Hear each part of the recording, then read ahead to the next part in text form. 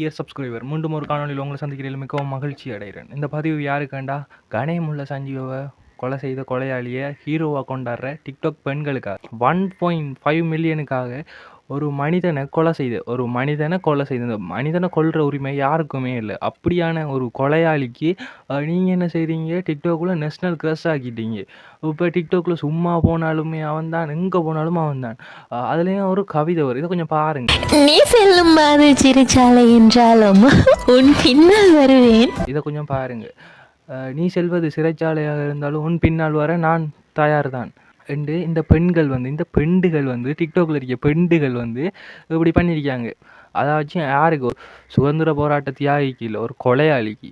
இப்போ நம்ம ஸ்ரீலங்காவில் பார்த்தா நல்லது செய்கிறது ஆக்கள் வாழ விதை ஓலை. அந்த கமாண்டில் சில கமாண்ட்ஸை கொஞ்சம் பாருங்க.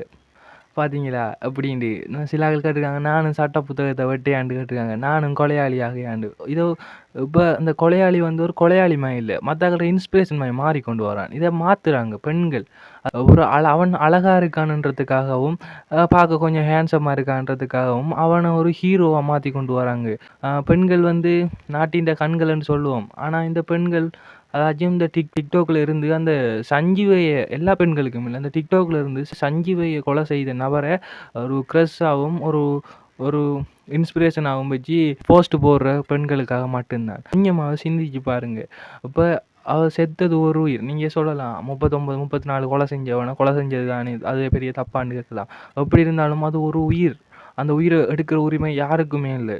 ஆனால் அப்படியான உயிரெடுத்தவனுக்கு நீங்கள் சப்போர்ட் பண்ணுறீங்க. நீங்கள் செய்கிறது சரியான நீங்களே உங்களை கேட்டு பாருங்கள். உதாரணத்துக்கு நான் சொல்ல வரேன், அவங்களோட குடும்பத்தில் யாராச்சும் ஒருத்தன் கொண்டதான் ஒரு கொலையாளி. அப்போ அவனை நினச்சி நீங்கள் க்ரஷ்ஷாக போடுவீங்களா? செத்தவன் அவனுக்கு கொண்டு ஒரு குடும்பம் இருக்குது தானே, அதில் அவன் ஒரு உறுப்பினராக இருப்பான் தானே. அந்த பாயிண்ட் ஆஃப் வியூவில் நீங்கள் யோசிச்சு பாருங்களேன்.